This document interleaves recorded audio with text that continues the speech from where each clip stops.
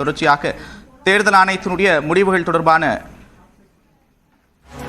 செய்திகளை நாம் தொடர்ச்சியாக பார்த்து வருகிறோம். எடப்பாடி பழனிசாமி தரப்புக்கு இது பின்னடைவை ஏற்படுத்தும் அப்படின்னு மூத்த பத்திரிகையாளர் இதற்காக மூத்த பத்திரிகையாளர் திரு இம்ரானுல்லா இணைகிறார். அவரோடு பேசலாம். சார் வணக்கம்.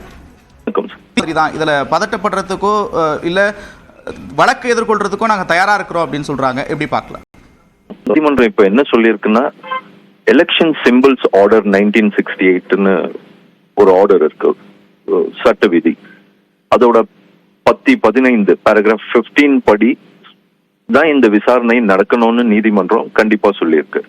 இப்போ இந்த பேராகிராஃப் 15 என்ன சொல்லுதுன்னா, ஒரு கட்சியில பிளவு ஏற்பட்டு 2 ரைவல் குரூப்ஸ், ஒரு ஃபேக்ஷன்ஸ் இருந்ததுன்னா அந்த தகவல் தேர்தல் ஆணையத்திற்கு செல்லுமையானால் தேர்தல் ஆணையம் அதில் விசாரித்து எந்த ஃபேக்ஷன், ரைவல் ஃபேக்ஷன், எடப்பாடியார் தலைமையில் இருக்கிற அதிமுகவை பொறுத்த வரைக்கும் அவங்களுடைய வாதம் என்னன்னா, கட்சியில பிளவே இல்லைங்கிறது தான்.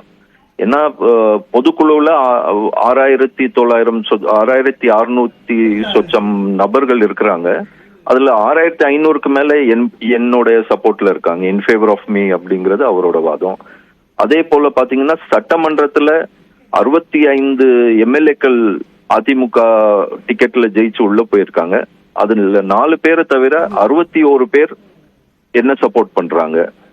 தேர்ஃபோர் இதுல ஒரு ஃபேக்ஷன் கிரியேட்டே ஆகல.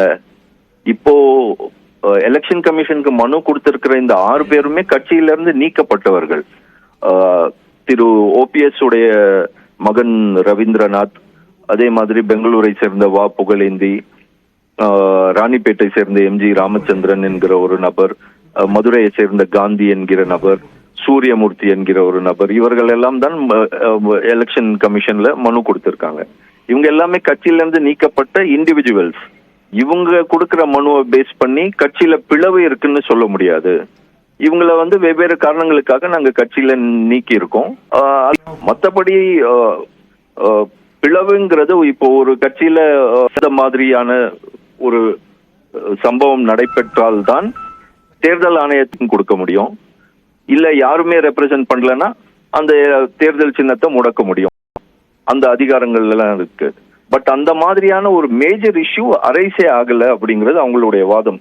இப்போ இதுல என்ன பின்னடைவுன்னா, முதல்ல அதிமுக 6 ரிட் மனுக்களை சென்னை உயர் நீதிமன்றத்துல தாக்கல் செய்து தடை ஆணை ஸ்டே வாங்கிட்டாங்க. எலெக்ஷன் கமிஷன் எந்த ப்ரொசீடிங்குமே ப்ரொசீட் பண்ணக்கூடாது இதுல ஃபர்தரா அப்படின்னு சொல்லிட்டு. பட் இப்போ ஒரு சின்ன பின்னடைவை அதை நீக்கிட்டாங்க உயர் நீதிமன்றம். நீக்கிட்டு என்ன சொல்றாங்க, நீங்க விசாரணை நடத்தலாம், பட் இந்த ஃபர்ஸ்ட் இன்னொரு முக்கியமான விஷயம் நீதிமன்றம் இன்னைக்கு என்ன சொல்லியிருக்குன்னா, முதல்ல உங்களுக்கு இந்த விஷயத்துல தலையிடுறதுக்கான ஜூரிஸ்டிக்ஷன் சொல்லுவோம், அதிகாரம் இருக்குதா இல்லையான்னு முடிவு பண்ணிட்டு அதுக்கப்புறமா இந்த மனுக்களை விசாரிங்கன்னு.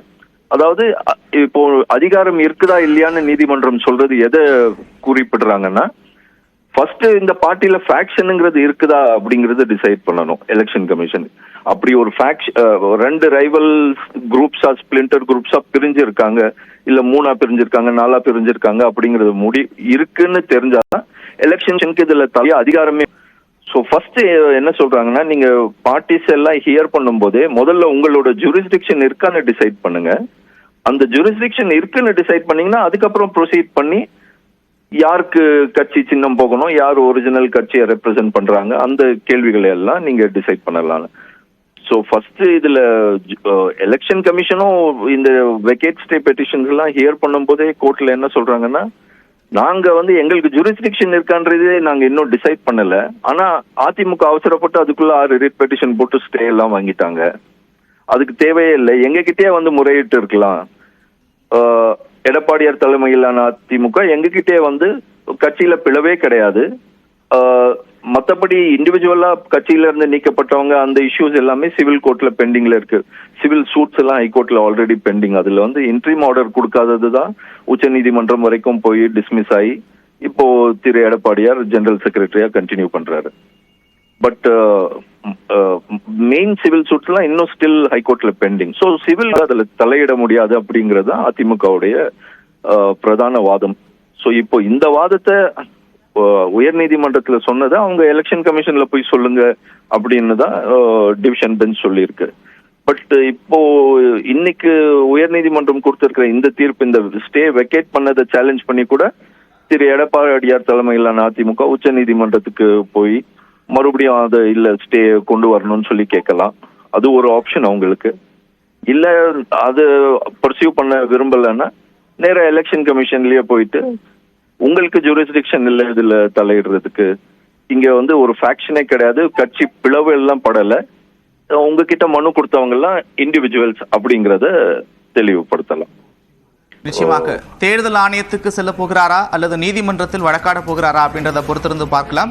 நன்றி திரு இமானுவேல், இணைப்பிலிருந்து கருத்துக்களை பகிர்ந்து கொண்டமைக்காக. அதிமுக தொடர்பான வழக்கில் முக்கிய தீர்ப்பை சென்னை உயர்நீதிமன்றம் வெளியிட்டிருக்கிறது.